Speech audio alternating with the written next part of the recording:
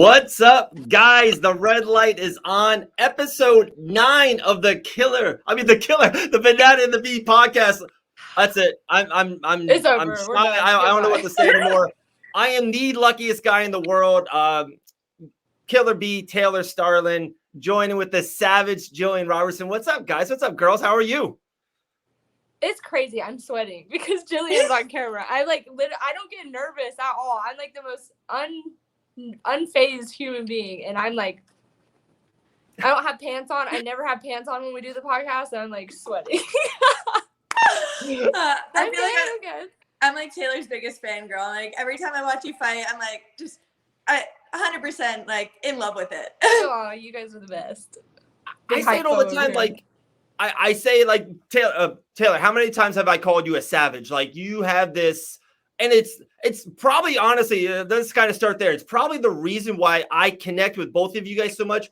You guys are, Gillian, we've seen each other 5 times outside of like shows and stuff like that in person. And you're bubbly and fun and laugh. And Taylor's the same way. Just wants to have fun and eat and joke and, shoot the stiff. And it's like, but you guys both have this unbelievable switch. When it's time to go, it's time to go. It's a killer bee and a savage. And it's like, I'm just so jealous of that. Like you guys have this unbelievable switch. It's insane. It's crazy. I'm mentally ill, so that's probably what it is. One of my favorite stories that Dave told me, Gillian, is like you were going to try to take a fight like short notice or something, and you were having just like having like a good day at the gym, and he's like, and Gillian just yelled at me and was like, "Not right now, Dave. Leave me the fuck alone," or like something like like that. And I was like, "Really?" That happened. It wasn't that aggressive. Like you definitely. I wasn't happy that day necessarily. I was out for like 2 weeks. I think I was sick, and I was like debating whether I should have taken a fight or not. And I went in for a sparring day and had just a shitty sparring day. So walking out of the cage, I wasn't happy because I was like, all right, I probably shouldn't take this fight at the moment. Like I'm just not in shape. I've been sick for a couple weeks, and like it just wasn't the right time. So yeah, I probably wasn't the most pleasant person to talk to then. But I definitely did yell. You pulled the trigger, Dave. And it's like the funny, like out of all days, like I think we had a plan, Gillian. I think like we were just all meeting up. I didn't even know we were going to the GOAT. Like it's really down south in Florida. I thought we were just going to meet at Dean's house, which is like kind of, to me, it's an hour and a half from where I live. And then the GOAT's like another hour and a half down south. So it's like, I think, like you said, the fight was kind of maybe a short notice fight. We won't go into details. And you're like, hey, we're kind of going to go down there and have like a really cool sparring practice. They kind of opened it up a little bit for you to kind of get some rounds in the cage. And the same thing, like it's incredible. I'm literally on the cage. I'm literally open the door for them. Like that's what I'm doing. Like Jose Shorty Torres had a couple rounds, and then Gillian went. And then like the first round, I thought Gillian's Gillian. I think Gillian's an absolute stud, an absolute monster inside the cage. I just love watching her fight. So Gillian in the first round, but like the second round probably wasn't the best Gillian round. And you know me, I'm just like the most positive, supportive, like, oh, good job, killer. Like, come on, you're fine. And I kind of just like did one of those. I'm like, hey, Gillian, like, good job. And like she was like so angry. She's like, she's like, not now. I know that feeling because like when I get like that, oh my God, it's over. If someone says the wrong thing to me, I'm like, fuck you. Don't even fucking talk to me. I suck. I'm the worst. Leave me alone. Like, I'm like, don't talk to me. And then like the next day I'm like, I'm sorry. I like ripped your head off. And like fight camp's a very sensitive time for me. Yeah. Oh God. It's so stressful. It's like, I don't think people realize, like people that don't fight don't realize it's like mental, physical, sleep, eat, pee. Everything you're doing is like all revolving around that moment. And like, you just want to win, and your nerves and like everything. And like, I always tell people, like, when I flip out, I'm like, you don't understand. You just don't understand. People who get in, like, a street fight, it's like you have to think about that for, like, 30 seconds before it happens. We have, like, a good 6 to 8 weeks to think about, all right, I have to go in and fight this girl who's preparing just, like, for exactly my style. She's studying me and getting ready exactly for me. And it's like, just that alone is a lot of mental stress. Yeah. There he is. Like, okay, so, wow, 3 things I want to go with that. The first thing I just popped in my head. So, like, when you say that, and, of course, I don't want you to tell the world any of your game plan of any of that nature. But if you just you saying that out loud as a layman, as an outsider, I would think every kind of fight camp, you want to tweak a little something so you're not going in there kind of the same way, if that makes sense. Or is it kind of like you're pulling the Khabib Nurmagomedov, like, I'm just going to do me at the best of my ability and there's no stopping me? Like in your case, how you always say, I'm going for the neck. I will get that neck sooner or later. Or is it you do want to tweak up kind of the fight camp or for each opponent? I guess tweak it a little bit. Generally, like just based on like what they're showing me, I'm gonna like say she stands taller, I'm gonna shoot a double leg over a single leg, just like things like that where I'm gonna tweak it, just minor things, but it's like I still have the same end goal, the same game plan. It's like obviously the neck is my favorite thing. Like I love my throat cuddles, I love my chokes. So I feel like honestly, when Ronda Rousey was a coach on The Ultimate Fighter, she taught how to do her armbar, and she was like, I'm going to show you guys how to do this because it doesn't matter. I'm still going to get it. And I'm like, I love that mindset. So I'm like, I go into fights with that. Like, you can know I'm going to choke you, but I'm still going to get it. Love it. Love it. Yeah, I think I'm like, what is this choking in? I'm just kidding. No, it's funny. Like when I was like doing jiu-jitsu or whatever,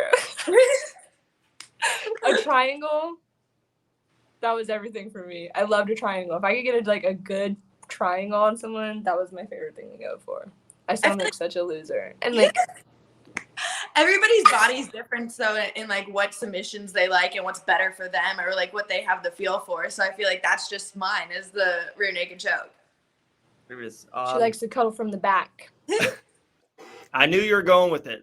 Like that should be like that's usually the guy thing. That's you had the first comment like that. So there you go. You can get a shirt like big spoon. That's what she needs. The big spoon. I might need to patent that. Yeah, the big spoon. Facts. I know Tay and I we're working on some shirts. We're gonna get some legit gear. I like it. We have so many fan questions. It's incredible. We'll definitely get into them soon. Just a couple more stuff. So like Taylor, I saw that you were traveling this past weekend and, I saw you were traveling a lot too, kind of to Colorado, but mostly kind of for camp in a way. Like I saw you doing work. You had some awesome pictures. So funny.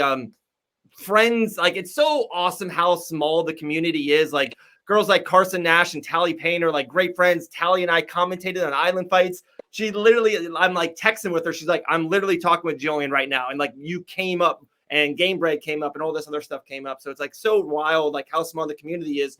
But I guess where I'm going with it is how important is it to kind of travel before a fight camp, before those last 20 days, 30 days, the worst days, kind of making sure you go right. And, the last 5 days, no one really notices puts this together. The last 5 days of like fight camp is not like a fight camp or the last 5 days before you fight. Like you're traveling and you're doing so much media and usually it's a little bit of a weight cut. So it's like the last 3-4 days is not like you're in fight camp in a way. So it's like, how important is it to travel and kind of decompress for you guys individually before an important fight camp?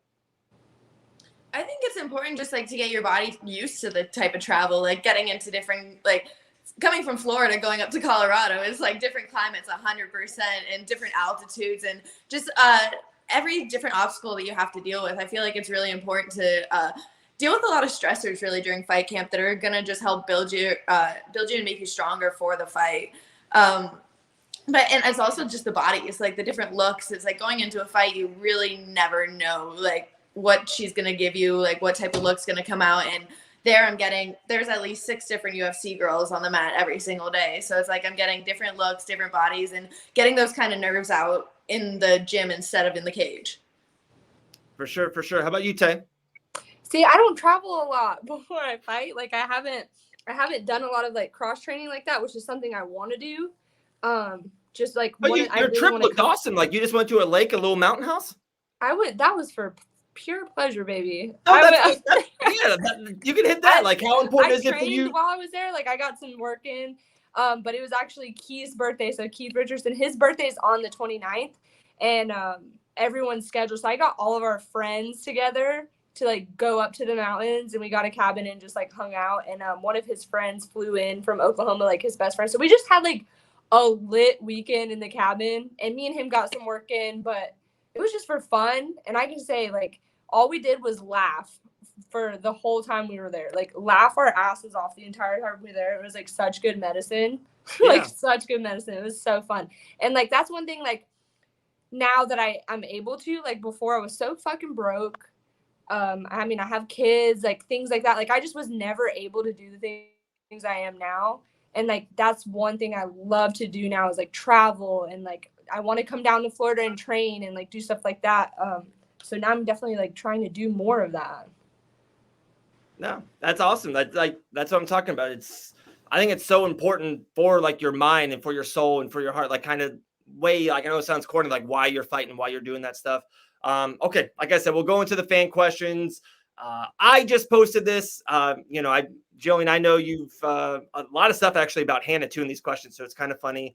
Her fight's kind of finally announced. It was out there earlier and I was like, Hannah, can we post this after like, sometimes that's the worst. Even Joe, you know this. Sometimes I know your fight 10 days before, like we're allowed to announce and allowed to say anything. It's like, all right, can we finally talk about this? So now Hannah Goldy, finally, it's out there in the world fighting. It's really exciting. Like there's nothing like fight news. It's That's such a good fight. I seen it literally right before you sent me the link to hop on here tonight, and I was like, oh, so good. I love that, Gillian. Like you like her. You think I like Hannah a lot at flyweight. Like I think. I don't know about not cutting weight and using her power and just, I know she's shorter as a flyweight. And of course, I know you guys want to mingle anymore as a flyweight, but I don't know. I really liked her as a flyweight. I know 115 is probably where she should be, but what's your 2 cents on that? I'm not a huge fan of cutting weight in general. So I'm pretty sure Hannah walks probably around the same weight as me, or maybe even a little bit big. Like I'm walking like 130, 132 right now to fight 125. And I'm like, in the gym, I'm going with guys that are like 30, 40 pounds bigger than me. And if I'm better than you, I'm still going to be better than you. So I'm like, it doesn't really matter if they have 5 or 10 pounds on me. So I feel like it's better to go in there and not have to worry about my weight cut fight week. Like the weight cut's the last thing on my mind right now. All I'm thinking about is going in there and finishing the fight. Awesome. All right, here we go. So a absolute ton of fan questions. There was a lot more. We kind of chose the best ones, we think. And Taylor, the same thing. If it's something that jumps out at you, you want to answer, let me know and just kind of jump right in, okay? All right. First one, I think this is the super easiest one, and I don't know why it's on here, but we have a kind of a different with the killer. Taylor, five times. With the Banana and the Bee podcast, it's a little bit different. Some fucking credit, Taylor. I know. It's me. Gillian, who is the best friend in the business that you fought? Well, Hannah Goldy. Right. Yeah, right. Hannah happened to be my first pro fight, and then also I would say Molly McCann is also a very genuine human being that I fought. I've gotten to train with Miranda Maverick as well. I'm like, there's a lot of dope girls that I fought. That's the best. That's the best. Yeah. How about you, Tay? Like, who's someone you fought that you're like good friends with now? Cassie Robb, and like, I mean, I haven't like trained with her, like got to really hang out with her or anything, but she's really cool. And then I fought this girl, Becca Irwin, in Glory, and she'll like reach out to me every now and then. Everyone for the most part is pretty cool except for one, and we all know who that is. But everyone for the most part is really cool. Yeah, and it's just like I don't understand that because like I mean Gillian understands it's like a job, and you go in there and you fight, and it's like what is the point? We're gonna fight and it's gonna be over and we're gonna be on to the next one. So it's like why not just be cool? And we all are trying. Like women have it hard enough as it is. So why not fucking support each other and like just be cool? You should see the streets of like bank accountants and donut makers. There's a lot of stuff happening behind the scenes. So you guys think you guys have it, but we'll see. I guess this is for both of you guys. What size shirt do you wear? What size shirt do you think we wear? I would say small. Gotta get an extra large for these muscles, you know? Yeah. The gun show, I like it. Doesn't matter what size it is because the sleeves are coming off, baby. Yeah. Gillian, do you have a dream fight venue? Any country that you can fight in? I've already got to fight in Canada, so that was absolutely an amazing experience. So that was definitely one of my dream fight venues. I would love to fight in Florida. That'd be absolutely amazing. I feel like the crowd there would be awesome. That's awesome. Also, one that's a little bit more out there is both my parents were born in Scotland, and I've never been there. So I would love to be able to go to Scotland. That would be fire. That would be good. So cool. That would be good. How about you, Ted? I don't want to go out of the country. I'm cool with Florida, and I've been fighting there. I'm cool with it. It's cool because like I'm from Florida too, so for me, like fighting at the state fairgrounds, like where I went when I was a kid, was so awesome. And it was like like when I got there, I was like, wow, like I used to come here when I was a fucking kid and be like, and now I'm here fighting on the big stage. So that was cool. I just really like Florida because it's so easygoing.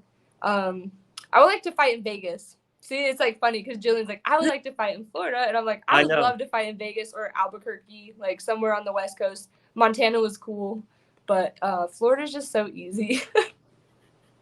Florida's the best. It's the best. For both of you guys as well, what's your biggest obstacle during training camp?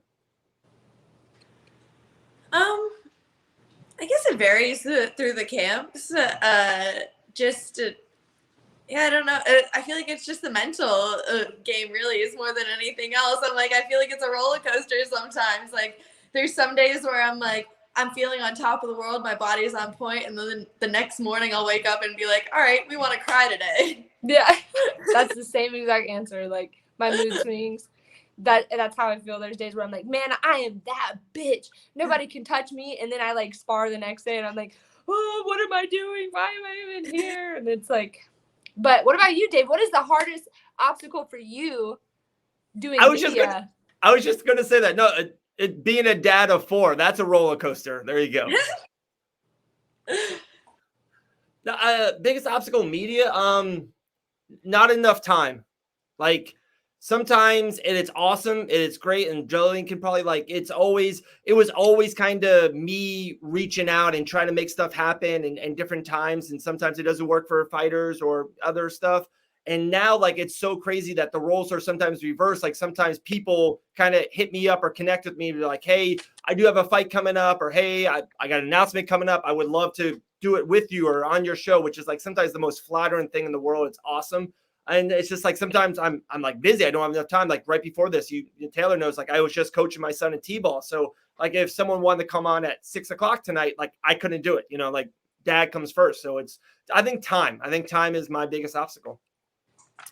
You're like, this one I think is more. I don't have time to interview you. That sounds so awful. No, I'm just kidding. Oh goodness. This is probably more for G, maybe a little bit for Tay. Indica or Sativa?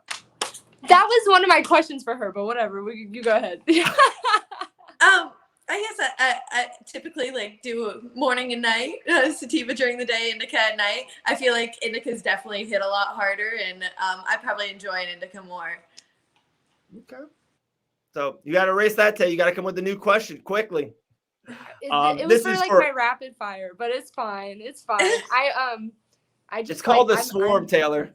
I'm definitely a Sativa kind of person when I do smoke. The funny thing is, like when I smoke, I love having the munchies. Like most people hate that, but I love that. Like I love eating 6 bowls of cereal and like some Twinkies, and then like cooking a ribeye like right after that. Like just eating like the most like disgusting things, like all like one after the other, and I'm just like, it's so good. You are a piece of art, just a piece of art, Taylor Starling, one, the only. This is for both of you guys for sure. Who is your dream opponent for professional pillow fighting? I've seen the little videos on Instagram. So awesome! It's so fun. I'm so down for that. I'm like, I don't care who the opponent is. I'm like, I want all the smoke and pillow fighting.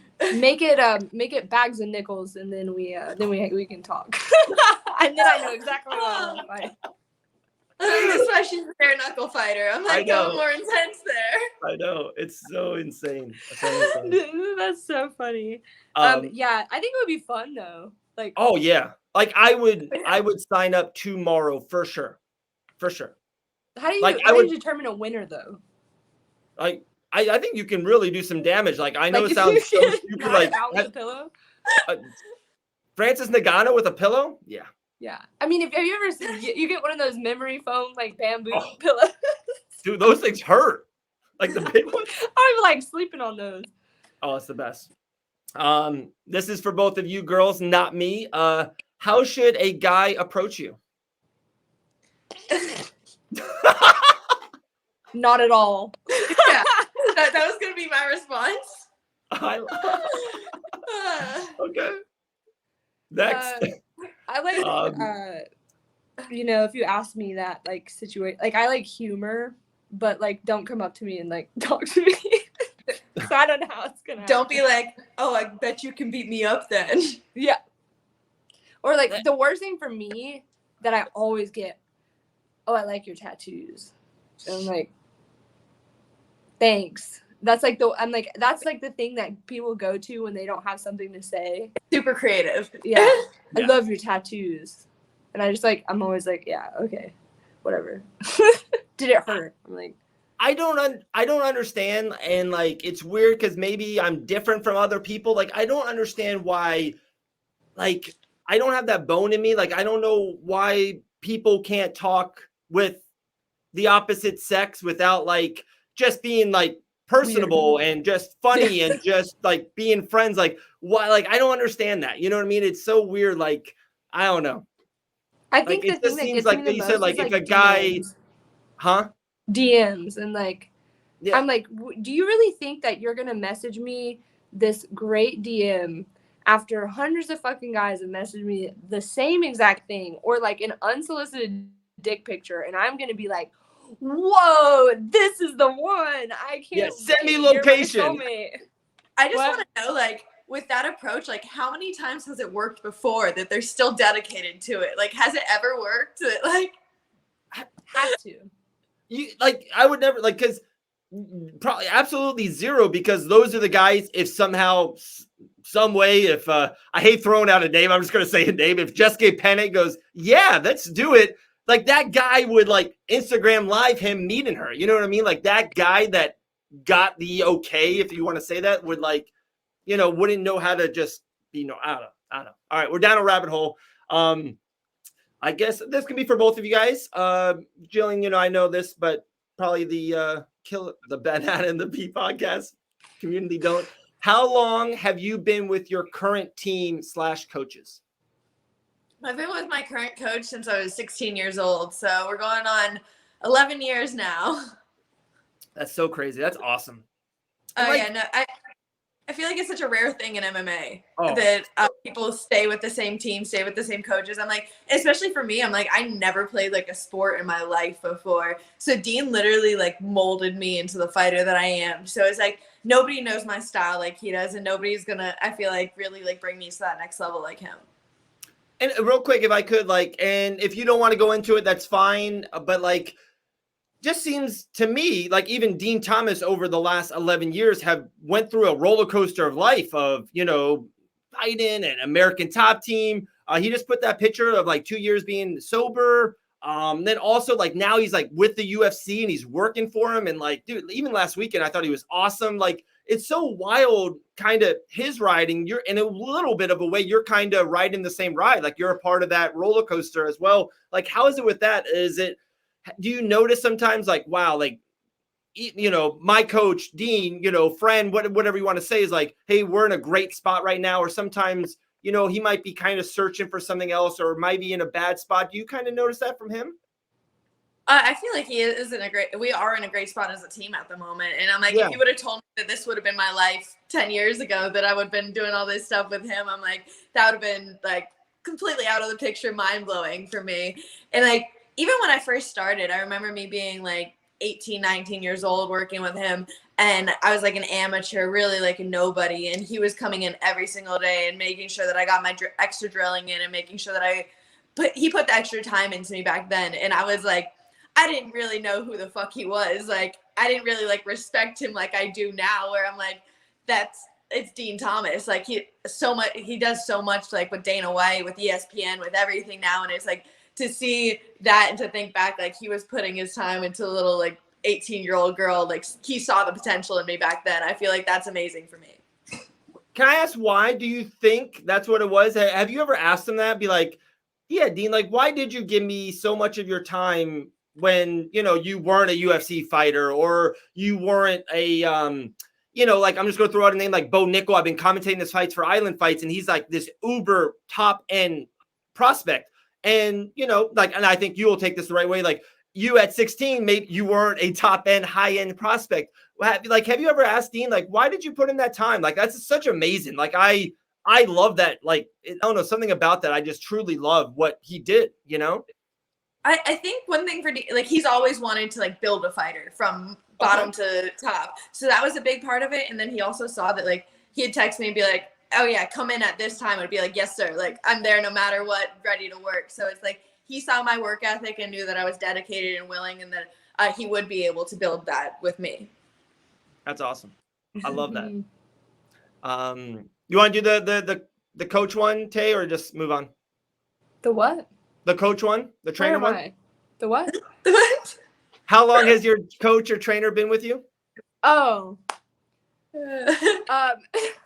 I was like, I don't know. I was on another planet. Now I'm gonna die.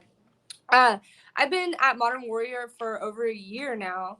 See, now I'm one of those people that I've switched around, but that's because, like, I mean, I started my journey in Albuquerque. I was out there. I started at like a hole in the wall taekwondo gym. And like once it began to, like, I started outgrowing that. And it was more of like a taekwondo gym for like kids, and they had jiu-jitsu and boxing and wrestling. And then I started outgrowing that. I wanted to be more. And so I went to Fit NHB, which is in Albuquerque. I love them. They're awesome. They're so great. But I ended up moving back home here to South Carolina.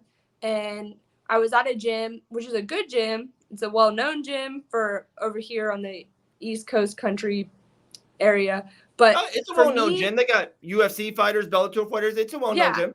For me, it's just like the vibe was like not the best. Like, it was good, but it was just like I'm so outgoing and like wild, and like I thrive on having like good relationships with human beings, and like I understand like the hard work part of it too, but like I want to go in there and be like, hey guys, how's your day? Like, we're a team, and like really have that bond with people. And it just kind of wasn't that way for me. It was more of like, go in there, train, that's it. And like, I mean, it was just hard for me. So I switched over to Modern Warrior, and it's like my family. The energy's so good, and it's like crazy how that changed. Like, I had a good run and a good career and good people over at the other gym, but everything switched. Like, when I went to Modern Warrior, my life changed overnight, and I firmly believe because of the people there and like the vibe and the energy, and like that just played a huge factor in it. Like, I get really good work. Everyone there is amazing, and I've been there for over a year now. But yeah, I've been one of those ones that's been like all over the place, but I'm mentally and physically all over the place all the time. So, but I'm there, and I'm there for good, and I'm not going anywhere else, and I love it. Awesome. And I think every fighter has their own thing, their own path. And sometimes moving 8 different gyms is absolutely great for you. You're absolutely stud, bare knuckle FC, 2-0, about to be 3-0 soon. And then like Gillian's an absolute savage in the UFC, and like every path is just different. It's just crazy. This one's more actually maybe for both, but a little bit more for Gillian. Bong, pen, or joint? Oh, I feel like I go through phases. Like, definitely, I like, one of my friends says my pen's my 6th finger, so I always have it on me. But I don't really like, I don't mess with flour as much as I do oils and pens. But I will, like, I feel like I get a craving for flour every once in a while. Yeah, I'm gonna switch it up here and say edibles. I love edibles. Like, just like, I love not knowing when that shit's gonna smack me. like I love being on edge, like, woo, when's it gonna kick in? And then all of a sudden it hits me, and I'm like, you know, that's my favorite. I love it. Concur. Gillian, what is your favorite conspiracy theory? Oh, I don't know. That's a good question. That's pretty good. I'm not really big into conspiracy theories. I'm not sure. Yeah, I don't know that one. I don't got an answer for that one. Okay. I have a list. Hold on. Stop the presses. I have a list. Ready for this. Okay. I don't believe that. This is going to get me in trouble. People think it's so stupid. I don't believe in the moon landing. I don't believe in, I don't believe and this is so dumb, but like space travel to me, I'm like, don't believe in it. Sasquatch, real. Like, the list could go on. The Loch Ness Monster, real.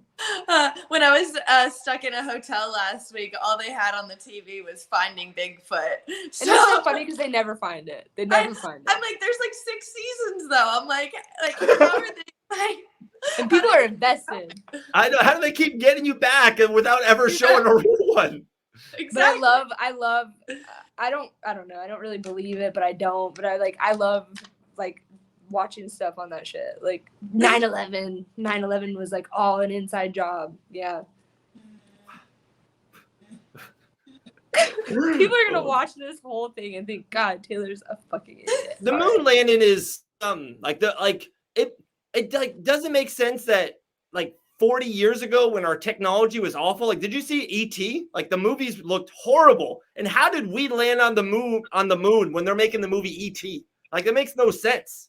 I believe in space travel. I'm not going to stretch that far. Like, I do believe that people have been to space, but like William Shatner just got shot into fucking space. Like, I don't know. It's just shit's so weird. But the moon landing, I'm like, these motherfuckers put on some aluminum foil on some damn boots or something, walked on some kinetic sand, took a picture. Kinetic sand? I don't know. Oh my goodness. So good. Gillian, we talked about this on one of the shows we done earlier. Why the red hair? I love it, but what inspired you to do it? I have no idea. I'm like, I feel like it's just like it was an impulsive choice, and I did it like right. I tried to do it like bright red right before my first pro fight, and then it was like an orangish red. I just didn't know how. I was using like box dye, didn't do it right. And then eventually finally got the color right, and I feel like now it's just kind of people know me for that, and I'm stuck with it. If you could have it any other color, like what would it be? I would just go back to natural. Like I have like it's like a dark brown natural hair, and I'm like, I'm ready. I'm ready to go back to natural, but I feel like it's part of me. It's part of the savage. It's your trademark. It is. It Exactly. is. It's just like I can just see Gillian rolling up to like fight week one time, like co-main event, one away from the title, and just she'll come out with a natural hair and just like mind blow John Anik. Like what? Like people would be like, who is that? Yeah. Okay, for both of you guys, any fighters or coaches on your bucket list to work with in the future? I guess one that I've worked with before that I would still love to work with in the future would be Trevor Whitman. Got to work with oh my God, yes. And I got to meet her while I was in Colorado, but obviously she just is coming off a great victory, so I wasn't able to train with her. But Rose Namajunas has literally been my idol since like I started. Like when I was like 16, 17 years old, like thinking about like maybe starting amateur MMA, she was an Invicta and she pulled off that flying armbar in like less than a minute. And I'm like, she won me over from that point. And like watching her, I remember she got like 2 or 3 victories off of her back, like from guard in the Tough House. Right. And it's like, that was my thing when I was an amateur. I'm like, I was fighting off my back all the time. So like, she was just always someone that I was like very inspired by. So even just to meet her while I was in Colorado this time, like it was like I feel like I don't like get like butterflies fangirl over people a lot, but with her it was just like I didn't even know what to say. Man, she's such a gangster, like such a gangster. So and real quick about Rose, real quick, Tay, like one thing, and Gillian, you know this, like any popular fighter, whatever the fight, just I'm throwing out some names, Joanna and Jorge and Izzy and whatever, right? And Justin Gaethje. There's like a ton of people that love those guys, but they do have probably 5 or 10% of the people, if it's the other crowd or something like that, don't like them for any reason, right? I have not met Gillian. I have not met one person that does not even loves Rose Namajunas. Like she is the most beloved fighter in the history of the sport. Like she's just such a gangster. She's so human. She's so real. She's so organic.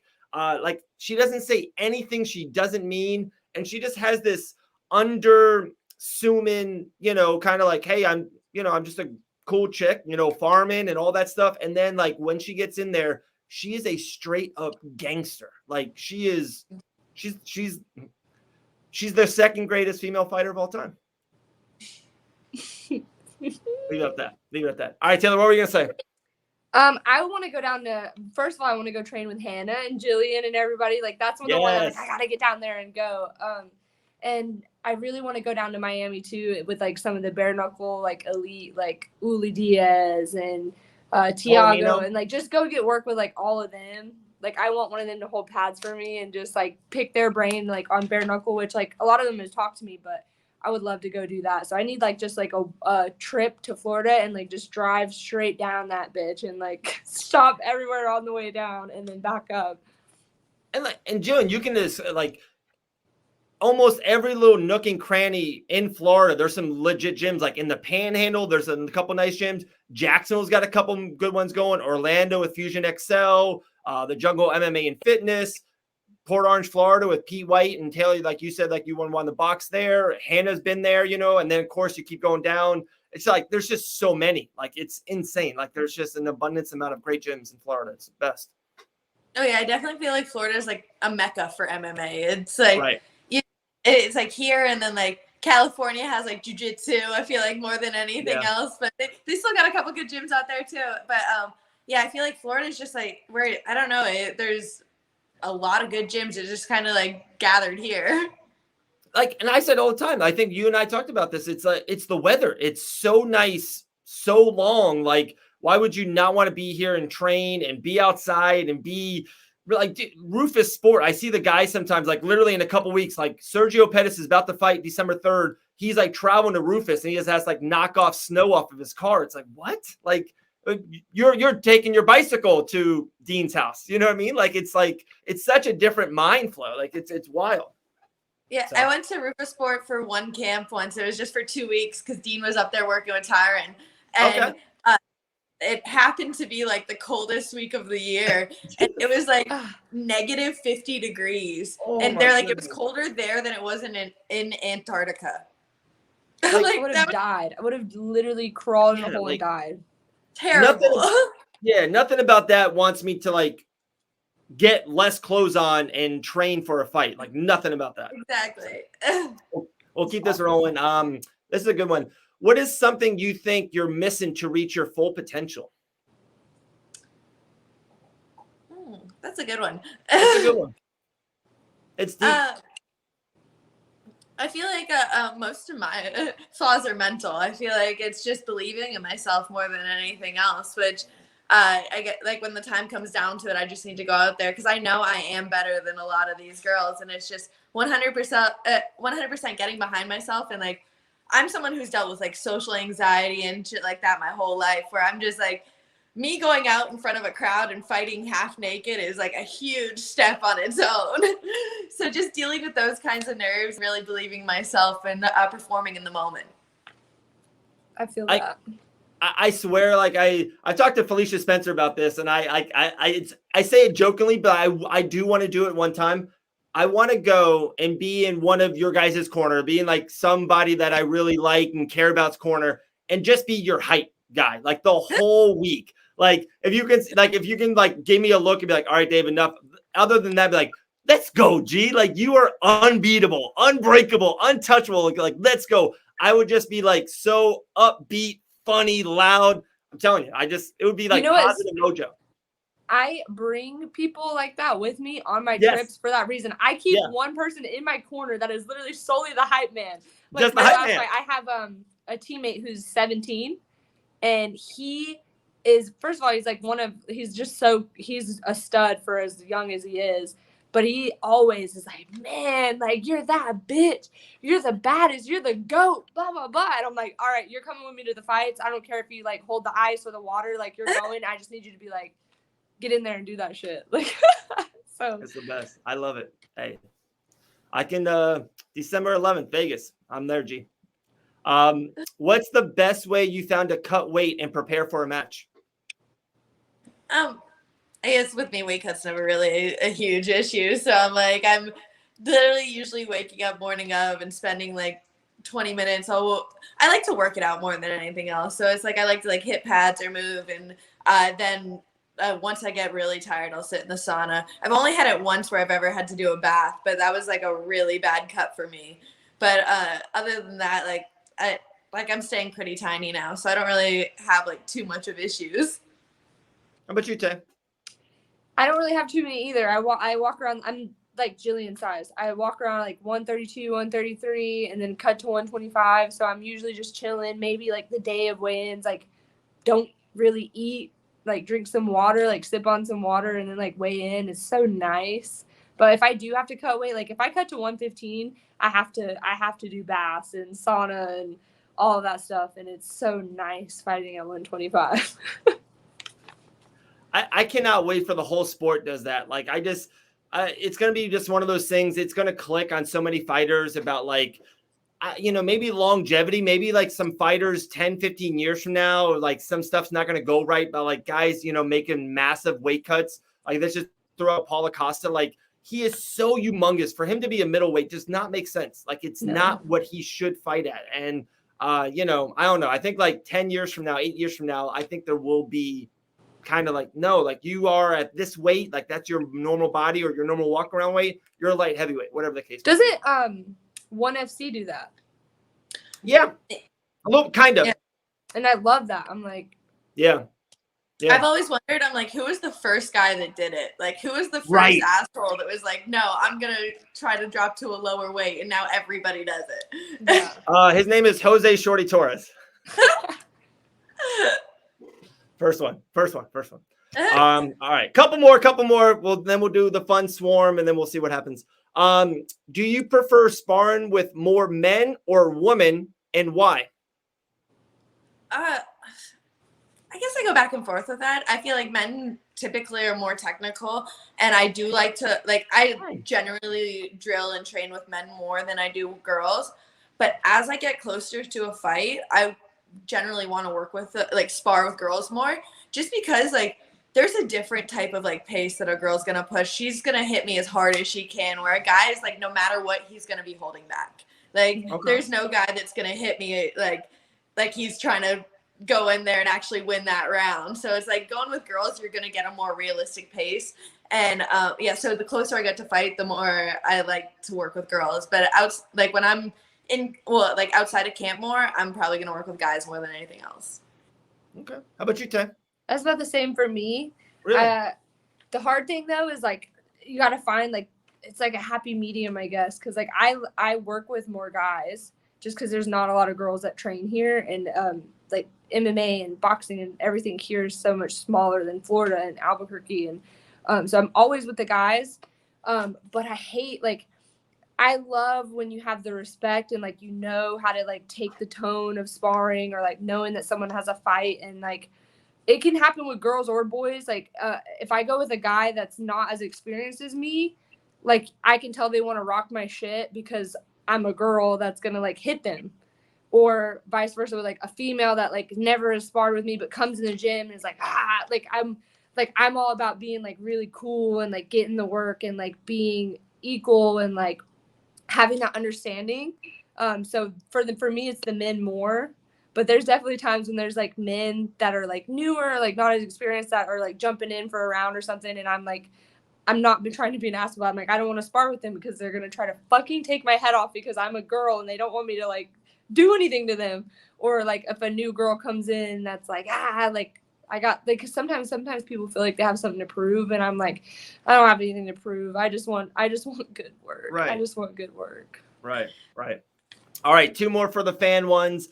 For you two guys, both, what are your top 3 female combat sports fighter crushes? That's a good one. That is a good one. No, I'm like, do they mean like they're pretty or like the fighter, like how they fight? Do I base it off of? Let's go. Let's go. Okay, I think he's trying to say crushes like pretty, like 3 female fighters that you think are pretty or attractive. Okay, so I can think of 2 right off bat, which would be Rachel Ostovich Tracy Cortez, and Taylor Starling. I was gonna say Gillian. Gillian, Hannah Goldy. Like every time I see Hannah Goldy, I'm like, woo, my. Who's the other one? Gillian, Hannah. There's so many. Like there's so many fucking fierce ass women. Like Paige Van Zandt. I always see Paige Van Zandt. I'm like, gosh, she's like so pretty. It's like unreal. Rachel Ostovich, and Rachel Ostovich is so fucking nice. Oh yeah, and I always say that. I'm like, she's so nice. Human beings. Yeah, she's so sweet. But it would be Gillian. Like Gillian and Hannah are like the two that I see them all the time. I'm like, like they're perfect. I probably have to say why do you think Rachel gets like a bad rap sometimes? Yeah, I don't get it. I don't get it at all because I'm like I spent 6 weeks with her in the Tough House, and I'm like, she's just all around a good person, and she's a gangster. I'm like, I feel like it's the Hawaiian in her that it's just like she's down to throw down, she's down to stay in the pocket, and like she doesn't care what happens. So I'm like, going into the fight with Paige, I'm like, I knew that Rachel was gonna like be okay, good. I'm like, she's just such a gangster. Thanks she for the was betting so tip. fucking nice. That's the one thing I tell people. I'm like, I met her and she was just the coolest, like so cool. It's crazy. Like, yeah, from like the outside, like it feels like they, I don't know if it's the like Instagram-y of her and kind of like some, some things that it just seems like she gets a bad rap. But like, I hear the same thing. I hear she is the nicest. Like she'll, will talk to you and just like, she's the coolest down to earth chick. It's just like, no matter what you do, people are going to be mad. People are going to be mad no matter what you do. Dude, I'm like, I get it. I think like 2% as much as you guys. And it's like, sometimes like, why would these people waste their time on social media? Like saying something about me. It's like pick up trash on the beach or something. Like, I don't get it. Like, why do people waste so much time? It's crazy. Are you ready for this? I got another magical quote for you. Hating hoes ain't happy and happy hoes ain't hating. So boom. I like that. That's a t-shirt. That's a t-shirt. Bring up like a whole line. I know. It's gonna be the best. The banana and the bee t-shirt line. Last one, pretty generic, pretty easy. We'll wrap it up with this, with the fans' questions. We appreciate you guys so much. They're insane. So many. Like I'm telling you, like there was probably over with mine, and then Gillian, I saw you redid it, Instagrammed it, and then we did it on the banana and the bee. It was over like 85, 90 questions, which is pretty awesome. I thought it was dope. What's a typical training day like for you? Generally, I do 2 days right now. I'll do usually like 8 a.m., then around 7 p.m. and training with Dean in the morning. I guess it varies. Usually it'll either be Dean, David, or Shorty, or just me and Dean. It always, it just depends. And then at night we usually travel to a different gym, or like I'm always at Gamblers Jiu-Jitsu Fusion in Orlando, or Goat Shed down south. So it's like we have a handful of gyms that are just all good work for us. So it's a lot of traveling. And then generally I do a lot of work on my own too. So it's like after I'll train in the morning, then I'll lift, I'll run, I'll sauna. I do a lot of mental work too, just all around making sure that like Dean's always saying, he's like, you got nothing else to do. Like make it a full-time job. Like you got to invest yourself in this. Right. No, makes sense. You want to answer that too, Tay? It depends. Like it varies. Like I try to do conditioning like a certain amount of times a week. So at least like 3 or 4 times a week. And then I usually train at night. So it's usually from 5 to 8 or 9. And then I usually get extra work in the morning too. So it just depends. And then like I got to pick up the kids in between that and run around back and forth. So my schedule is always varying in the middle of the day because it just depends on what I have going on with the kids. Right. But I'm always getting something somewhere. But for the most part at night, for sure, 5 to 9, 5 to 8, like always right there. And I don't know if you guys can see with the shirt at all and see the arms. I started my first ever CrossFit day 1. My legs are like jello right now, but just I don't know if you can see the shoulders a little bit. Just throwing it out there. Oh, I mean, the flannel's about to rip right off of you, sir. How'd you do? For the first day, honestly, I thought I did really well. Like I thought I used to be so active in sports and all kinds of stuff, but it happens being a dad of 4, you just lose time and shit. And the podcast has been going so well and just time is so tough. but like something one of my best friends in the world for over 20 years is doing it. Like he's actually like becoming an instructor, and he's like, he wants me to go with him, and like best guy in the world, will do anything in the world for him. Like, and he almost kind of wants to, like, I'm like his piggy bank, like a little bit, like I make sure what's what. And I thought I would be more dead during it, but I did all right. Like I did good, because it's so much more like about technique and not about weight. It's about like moving your body certain ways and shit like that. It was awesome. Day one complete. I'm gonna get back into it for sure. Proud of you. All right. You ready for the swarm? Our first ever swarm? Let's go. Sure. Right. I lost a question though off mine, the Indica and Sativa, so we're just gonna have to X that one out, baby. All right. You're going to go first, Tay, and then I will go. And then we have this really cool, funny intro. You ready? All right. Uh-oh. Get ready. Here comes The Swarm with Dave Van Auken and Taylor Starling. God, look at that. We are so high tech. I love it. All right. So, Gillian, first thing that pops in your head, Taylor will ask a question. I will ask a question. We'll just go bouncing forth. We'll do around like 9 or 10. You ready? Let's go. All right, Taylor, kick it off. Favorite munchie food? Oh God. I don't get munchies a lot, so I'm like, I feel like I smoke weed too much to get the munchies. She's like she's perma high. Exactly. But if you had to pick, or like post fight favorite like junk food, I'd go with ice cream. Mm-hmm. Okay. Your proudest moment in the Octagon? I'd say my fight against Sarah Froda, because I was able to do it in front of the Canadian friends. Mm-hmm. If you were an animal, what would you be? God, these are all hard ones. I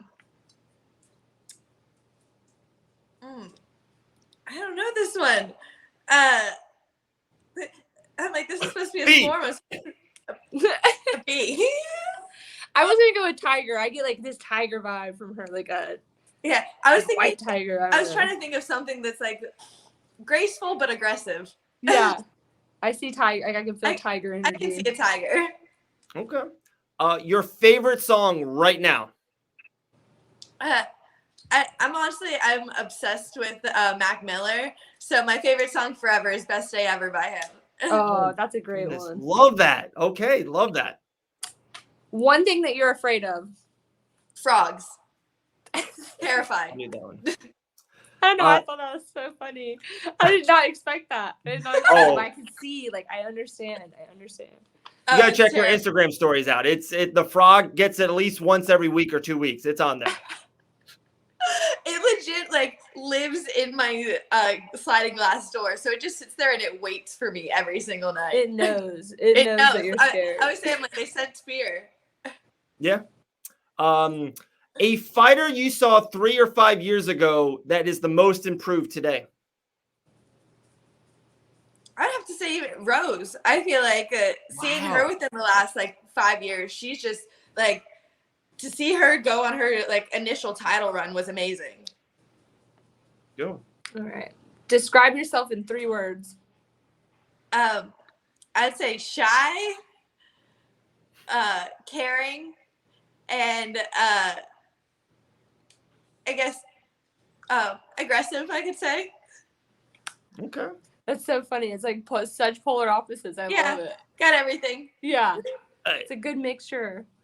You guys are literally like peanut butter and jelly in the best way possible. Like the best way possible. Like you guys complete each other. Like you guys got Gillian, she has a lot of Hannah Goldy in her. Like a lot of Hannah Goldy. Like you would become best friends. I just know it. I just know it. What everyday food do you miss during your last week of weight camp? Fight camp. Carbs. Anything like carbs? Bread is my favorite. And like I feel like that's one of the first things that I try to cut out a little bit. And I'm like, it's what I miss more than anything. Okay. I'm out of questions, Dave. Okay, I got a good one. I got a last good one. You ready? They took my Indica and Sativa one. Yeah. In 10 years, Gillian, would you rather open your own gym, be a mother of 2, or be UFC flyweight champion? well, UFC flyweight champion, I feel like is a sooner goal than that, but that's not like, I feel like that's 100% where I'm going. In 10 years, maybe we're starting to look at like having kids, but I'm like within the next like 5 years, I'm looking at the UFC championship. You said all of those, and I was like, champion, hands down. Yeah, 100%. Hands down. Would you want to open up your own gym one day? I don't know. It's a lot to have a gym. I feel like I just seeing Dean go through it, like when he had his gym in around here. I'm like, I'm not sure if exactly that's what I'm gonna be looking for. We've been talking about commentating and things like that. I'm like, that's definitely a route that I would love to look into and love to go down. Or I don't know, just anything that I can stay like in the sport, but not really in the sport. So you're saying maybe Dave Van Auken and Gillian Robertson at Island Fights commentary is going to happen sooner than what people think? There you go. That would be absolutely awesome. You have no idea. Like, it's so funny. Like, we're kind of on this, I guess. I never thought I would like that because I like having more conversations and just kind of connecting and just kind of wherever the conversation goes and flowing and trying to be funny, I guess. But like I did the commentary a couple of times. I've done it like probably 6 or 7 times now. I love it. I am so hooked on it. There's nothing like having this ownership or this feeling of like all these people are watching the fight. And I always say like I'm trying to give this fight like lyrics. I'm trying to like talk about this fight. So the biggest fan understands it, but even the first person that's ever watching MMA, like I don't want to be so into here comes a triangle choke outside of a transition and they all look for the ankle. Like sometimes you have to be like he's going for a submission, like because you don't want to be so analytical because you'll lose people, I think. So it's like I don't know, I love it. And like you're right there, you're sitting ringside or cage side, whatever you want to say, and like when like these big moments happen, there's like it's incredible. It's awesome. You have such a great voice for it too. Thank you. But I'm not a commentator. I don't like doing it. No, people always want me to do it as like a guest, and I'm just like like I can't. Yeah, I know you did the Titan, and I watched the Titan, like, and that was your first time ever. And I remember it was like a week notice, 10 days notice. I was like, as soon as I heard that, I'm like, Gillian kind of has something here. Like you can just kind of like some people have it or they just don't. And just to kind of be 10 days notice and, you know, like what I think I was there that week and you're like, yeah, I think I'm doing Titan FC this weekend. And for you to be that good at it, I think you definitely got something for sure. It's the best seat in the house, being able to sit cage side. And even just watching fights now, I find myself in my head just like commentating it, like going through my own thing. Yeah, you got me awesome over here that's got like goldfish brain. So I'm like, goldfish brain. That's the video. That's the intro video for this podcast. Got me over here being goldfish brain. Last kind of question, and we can maybe end it on this, or Taylor, if you have anything else, we can definitely run with it. Gillian, appreciate your time immensely. All right, you're a flyweight UFC fighter, and to me, out of all the weight classes, like there's been this influx, right? You know, a couple names I can say, but there's more than that. But just with, you know, Casey O'Neill and Miranda and Macy, like a lot of younger, and like to me, 2-3 years ago, like you were the youngest and that phenom and the rising star in the division. And now there's like, you know, girls that are younger than you, and you're kind of like becoming not a veteran just yet, but like you're in this middle ground, and you're not Roxanne Modafferi by any means about that age, but like you're becoming more of a, you know, someone that probably the younger girls look up to you, and you've been in the UFC for, you know, you got records and all of this, like you got so much. Like, what is your kind of take right now on the UFC flyweights? And do you feel that? And, you know, kind of just that whole, I know I threw a lot at you, but just kind of wrap that up for me. Oh, I'm getting old. Shit, no. Yeah. Way to go, Dave. No. If you're getting old, what am I? Honestly, like I want to say Macy was like one of the first girls that I fought that was like younger than me. And right. like just like First that was a weird concept in general. Just like every time I remember me being 18 years old and I was fighting like 30-year-olds. I'm like, so the fact that like I was going into the fight as like the older person is like, it's definitely a weird concept. And I definitely, I feel like these are the girls that are gonna be like, I'm gonna rematch Macy. I'm gonna rematch Miranda. Like, there's not a doubt in my mind that like all these younger girls that are coming up, like, is it Casey O'Neill? I know Erin Blanchfield's another good one. I'm like, a lot of these girls that like, I feel like this is the future of the division. These are the girls who are gonna be ranked in like top 5 the next couple years.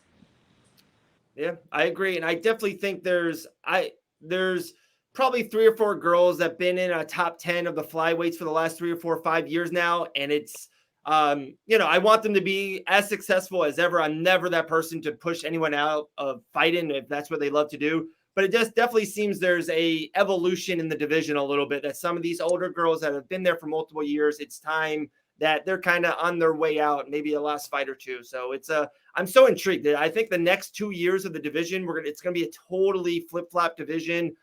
Big matchups, big new matchups, and so intrigued. I think it's gonna be good. You know what I like is like, I feel like with age and stuff, like there's young, and then there's like, the people that are on their way out, and they get to like that age where it's like, all right, like maybe it's time to hang it up. But then it's like that prime, middle time. And like, I know I'm still like young and early on too, but I still feel like when I'm 30, like, I feel like I'm going to be at my fucking prime at 30. Like, because I'm going to have, like, the time, the experience and things like that. And I used to think, like, man, I'm 25. I'm time's ticking.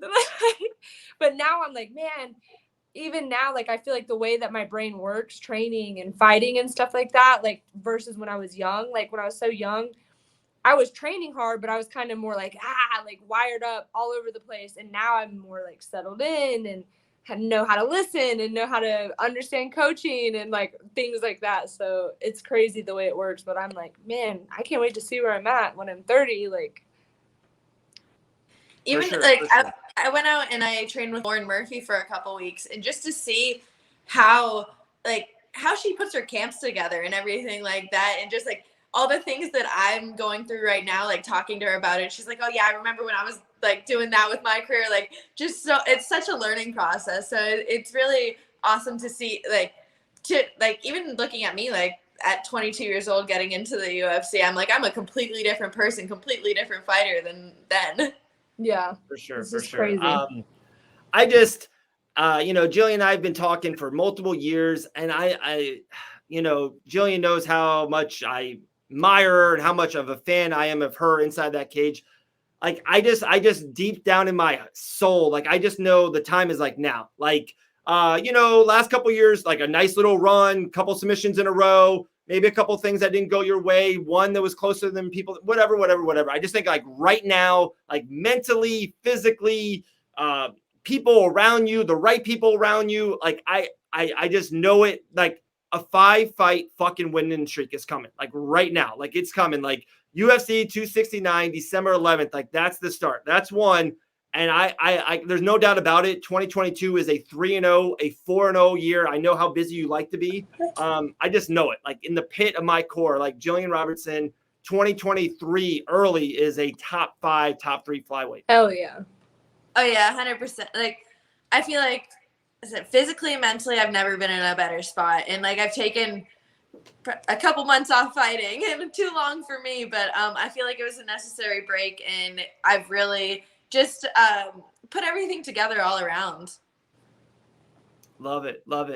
I think we're good. I think we did it. We were multiple questions.